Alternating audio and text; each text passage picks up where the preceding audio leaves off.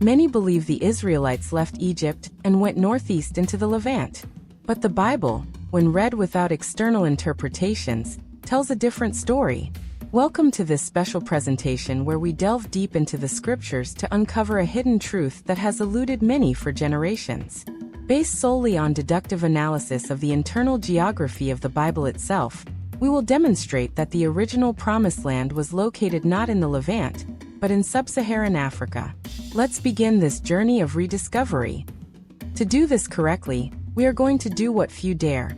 Read the text plainly, follow the directions literally, restore the original map, and watch the pieces lock into place.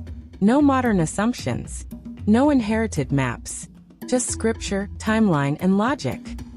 The Bible repeatedly describes a land corridor called Havilah to Shur, which is before Egypt, as the original homeland of the Israelites and many other descendants of Shem. Remember, Havilah was a son of Cush, so his territory lies within Cush, which is actually modern-day Sudan and Ethiopia. On the other hand, the term before Egypt, in ancient African usage, pointed to the southern entrance of Egypt where the river Nile entered Egyptian territory from Sudan. This means the land corridor known as Havilah to Shur before Egypt is the region from Sudan, Ethiopia, all the way to the southern border of Egypt, or simply, the south of Egypt proper. Almost 100% of the Bible story transpired from this land corridor, all the way to South Africa. Now pair that with Genesis 13 verse 1 in literal translation. Abram departed Egypt towards the south. Not northeast. Not to the Levant. South. Taken at face value without manipulation, that direction points below Egypt, into the very corridor the Bible keeps naming, Havilah to Shur before Egypt. So if Abraham's movement is south, a Levantine Canaan cannot be the destination. The coordinates are African. In Genesis 25 verse 18, the Ishmaelites dwell from Havilah to Shur before Egypt. In 1 Samuel 15 verse 7, Saul smites Amalek from Havilah to Shur, on the front of Egypt. In Deuteronomy 2 verse 5, we read that God assigned Mount Seir, which is located in the same Havilah to Shur land corridor, to Esau and his descendants. Jubilees confirms that this area from Havilah to Shur was given to Shem, so remember all these groups are descendants of Shem. We were taught by traditional Bible scholars that Shem's descendants were in Asia. The Bible text, however, places them living within Africa. This land corridor is not theoretical. It is populated with Semitic people. Now see something very extraordinary here. Even though we do not like to use archaeological evidence on this channel because it is based on people's opinions, we know that archaeological evidence from Sudan and Africa indicates that the Salib Temple in Nubia, Sudan, records a group located in the south of Egypt called the Shesu of YHW or Yahweh, while nearby Amara West inscriptions list Shesu of Seir directly tied to biblical Edom as a location in the south of Egypt. Egyptian papyri, like Anastasi 6, explicitly call these people located in the south of Egypt as Idumea or Edom. So evidence of Edom, or Idumea and Seir, appears carved in Sudanese temples, not the Levant. This shows Edom's homeland was within Nubian Sudanese lands, aligning with biblical ties between Israel, Edom, and Cush, which corresponds to the same land corridor called Havilah to Shur, in the south of Egypt. This land corridor is clearly in the Sudan and Africa. And when Israel departs Goshen moving toward the Promised Land, the first obstacle is Edom. Esau's descendants settled in that same Havilah to Shur land corridor. Numbers 20 shows Israel requesting passage to go through Edom, towards the south. Deuteronomy 2 verse 5 shows God assigning Edom, including Mount Seir, which is located in the Havilah to Shur corridor, and forbidding Israel from taking it. So archaeologically, Western scholars have already acknowledged and validated this in the past, that the land of Edom lies south of Egypt. So it is very clear that the road to the Promised Land goes through Edom's African inheritance, and that means the Holy Land lies south, beyond Edomite territory. So it is not located in the northeast towards the Levant, but south into Sub-Saharan Africa. Next, let's examine the following verses in the book of Jasher. Remember, the book of Jasher is not canonized, but you can always use it as supporting material to the Bible, especially the geography. So the verse says, "The people of Cush fortified their city walls against the neighboring Canaanite African kings. Hear the witness of Jasher 72:13. They said one to another, "It is because they saw we were delayed in battle and were greatly afraid of the Canaanites. Therefore they have raised city walls and fortified them so that the kings of Canaan might not come in battle against them." The context on this verse in the book of Jasher shows Canaan as a power ringed around Cush. It portrays African land, African kings, African city walls. So the people of Cush fortified against the African kings who were also called the Canaanite kings. This clearly means the biblical stage of the story is Africa. Next, we go to Genesis 10 verses 8 to 10, which says Nimrod was one of the sons of Cush. This means Cush's territory is rooted south of Egypt. In Jubilees 8:7 we read that Eber, a great-grandfather of Abraham, married Azurad, who was a daughter of Nimrod, in the 32nd Jubilee, 7th week, 3rd year. This marriage and family link between Eber, who was a Semite, and Azurad, who was a Cushite, occurred long before the Tower of Babel event in Jubilees 10:18, and shows how Semites and Hamites were already beginning to mix up in those earlier times. Although it is often claimed that Nimrod left Africa to go to Mesopotamia in Iraq, the previous verse shows that Nimrod's daughter Azurad was born while Nimrod was still in Cushite Africa, long before he is claimed to have migrated to Mesopotamia in Iraq. So Eber and Azurad married in Africa. Their son Peleg and all the lineage were born in Africa, and not in Mesopotamia, and Peleg anchors the Abrahamic lineage, which include Ru, Serug, Nahor, Terah, and Abraham, are all tied to the African continent, not Mesopotamia. Jubilees 11:14 places Abraham's birth around 1948 AM inside Shem's inheritance.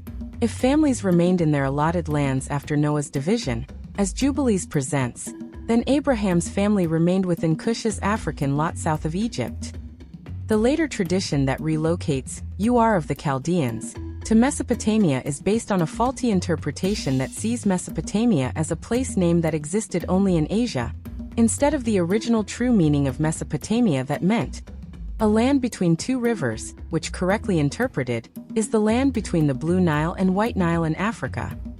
Also, the Jubilee clock and the Genealogical river both flow in Africa. Next, let's consider genetics. If a small clan lived in Egypt 400 years and freely intermarried with Egyptians and Cushites prior to the Mosaic Law, that is a very, very long time. So based on a principle in the subject of genetics called genetic dilution, this principle of genetic dilution will overwhelmingly guarantee African descent in their descendants. When Jacob and his 70 family members entered Egypt during the famine, they represented 100% of the original Israelite DNA. But according to the principle of genetic dilution, each generation that goes by without the institution of strict practice of endogamy, there is a loss of half of the original ancestral DNA as it blends with others through intermarriage and time. By the first generation, only 50% remained, by the second, 25%, and by the third, 12.5%.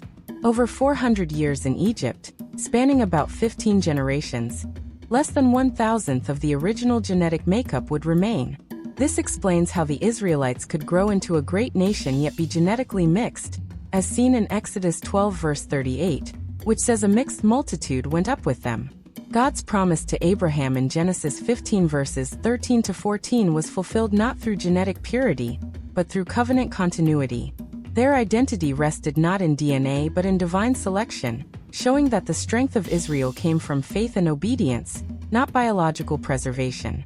Remember, Joseph married an Egyptian woman called Asenath, and Moses married a Cushite wife, so genetic boundaries only arrived with the Mosaic Law, during the Exodus, by which time the Semitic DNA has substantially diluted to such an extent that the Israelites were genetically African people at that point. 16 to 20 generations of non-endogamous open marriage inside a massive African host population would result in near-total African genetic profiles, especially in dominant haplogroups common to Africa. Yet the remains identified in the Levant repeatedly skew to Near Eastern DNA haplogroups like J2 and T, totally different from the African E1b haplogroup that one would expect from the many centuries of the Israelites living in Africa. The mismatch is not with Scripture. The mismatch is with the relocation. If the homeland and long residence were south of Egypt, the ancient DNA of the excavated ancient Israelites' fossils should tell the same story by showing the African DNA E1b, just like the ancient Egyptians, and they do if you put them back where the Bible puts them, in Sub-Saharan Africa. Next, let's talk about Enoch's four quarters cosmology. The ancients divided the world into quarters. Enoch 77:1 declares, "The second quarter is the south, because the Most High will descend there. There in a special sense shall he descend." This is not metaphor, but geography. So in 1 Enoch 77, from verse 1 to verse, the prophet was not describing an ordinary map of the world, but a sacred cosmic order showing where the divine presence would rest. The four quarters represent both heaven and earth, yet the south is set apart because that is where the Most High will descend to dwell with his people. The verse says, "The second, the south, because the Most High shall descend there." This cannot mean a cold or barren southern sky, but a living land prepared for the manifestation of God's glory. The prophets confirm this idea when they say that the Lord will come from the south, from Teman and from Mount Paran, Habakkuk 3 verse 3 YLT, and that Ethiopia will soon stretch out her hands unto God, Psalm 68 verse 31 YLT.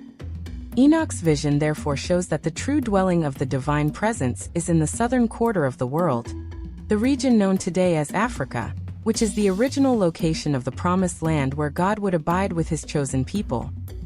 Deuteronomy 33 verse 2 supports this assertion when it says, "Yahweh came from Sinai, he rose from Seir, and shined from Paran."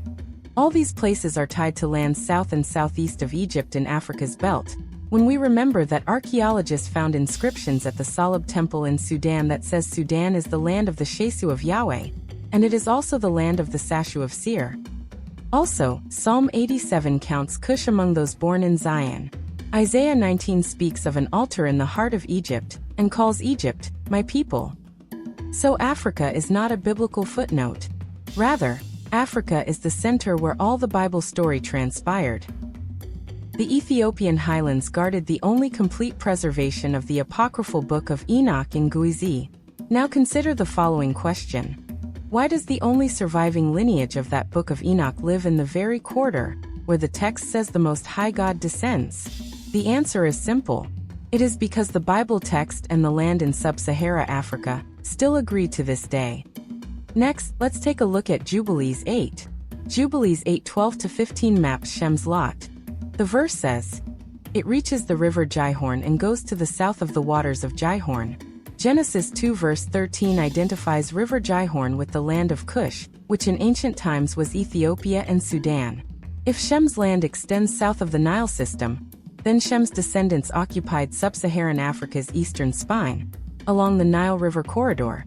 This area includes the modern-day countries of southern Ethiopia, Kenya, Uganda, northern Tanzania, and the highlands east of the Nile River. The River Fret, sometimes called the Great River, appear to be located in this region. On the other hand, Ham's territory runs along the Nile corridor, north of the Gihon's banks in Egypt, Libya, and the Sudanese-Ethiopian belt.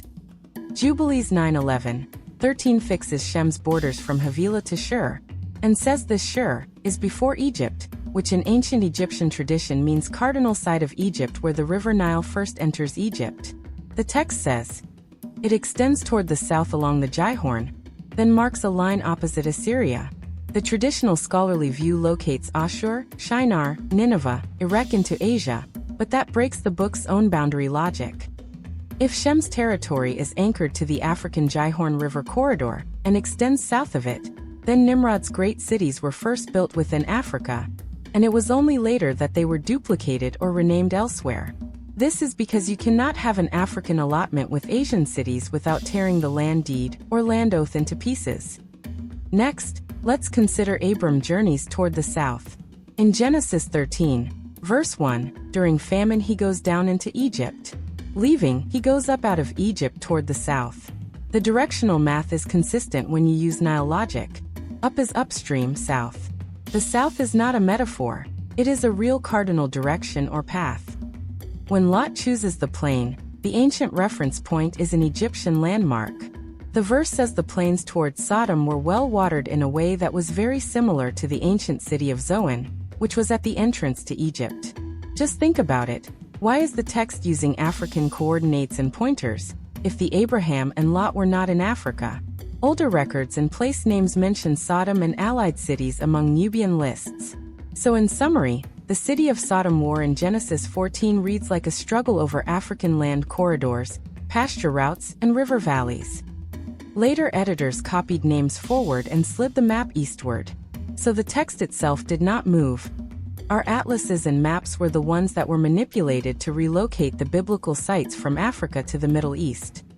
Africa preserves names that Scripture memorializes: Mizraim, Cush, Sheba, Seba, Ophir, Havilah, and further south, echoes such as Zor, Gibeon, Rehoboth, Beersheba, Bethanian on older charts and local memory. Now consider this. Biblical prophets often spoke of enemies coming from the north. This implies a homeland to the south. Of all the continents, Sub-Saharan Africa alone is the land that has no lands further south of it to flee, matching the pattern of threats rising from the north. Centuries-old maps well before modern politics marked biblical lands inside Africa's belt. So the memory never died. It was buried under replacement names and new labels. In short, places in Africa were renamed.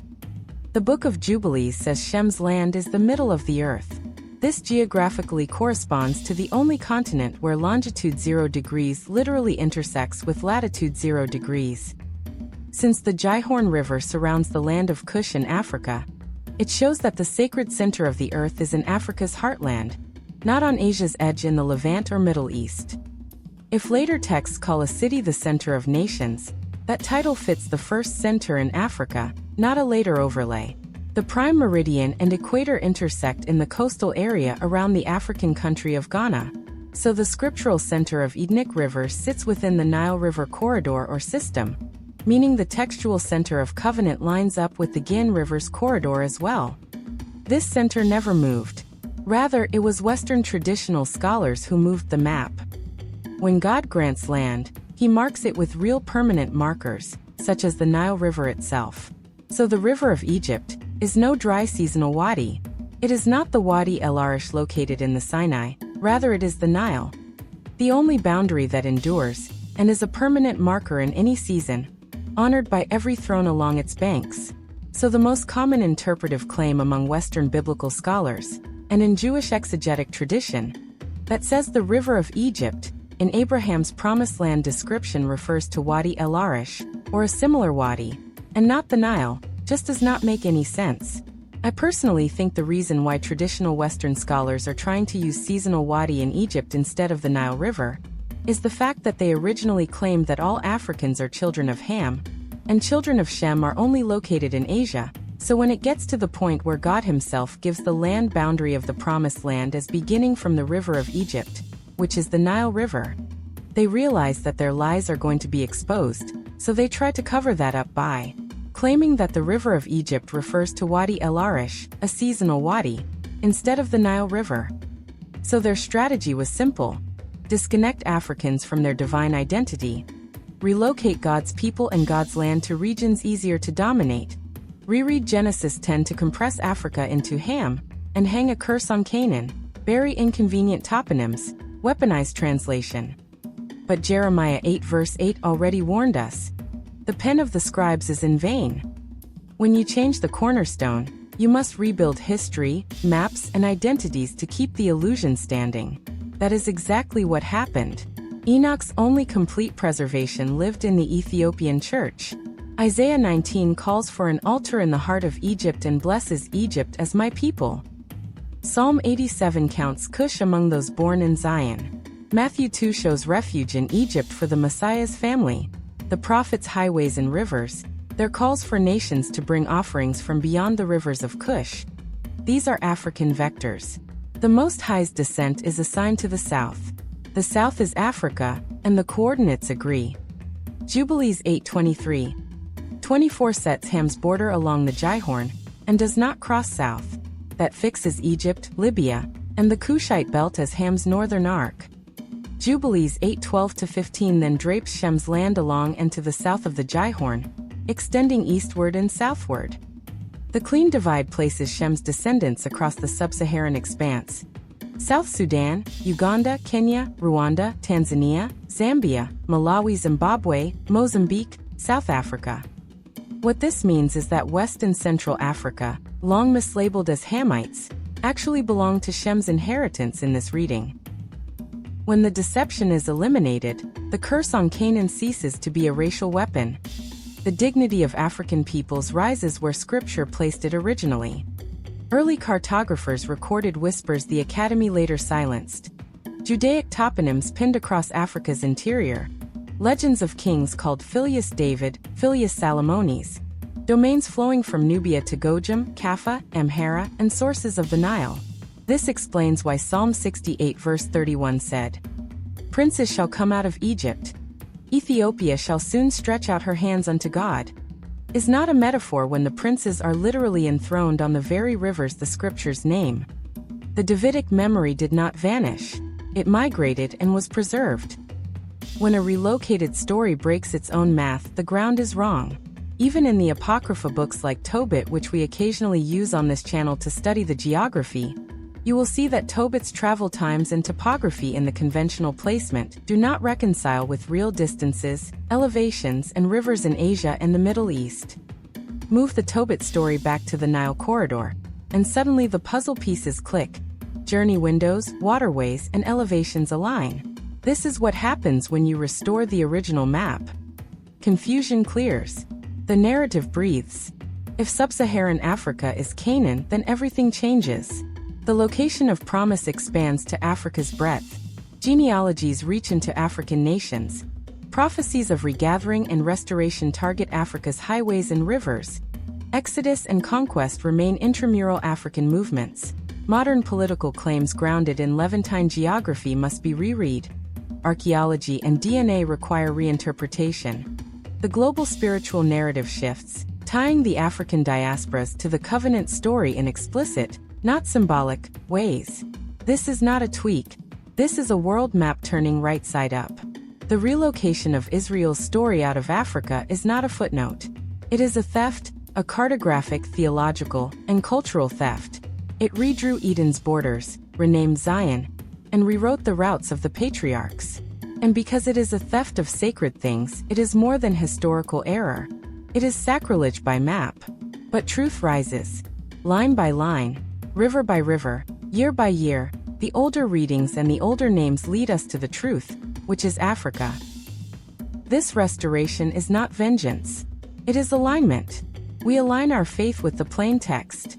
We align our identity with the inheritance God marked with living rivers. We align our hope with prophecies that never left Africa.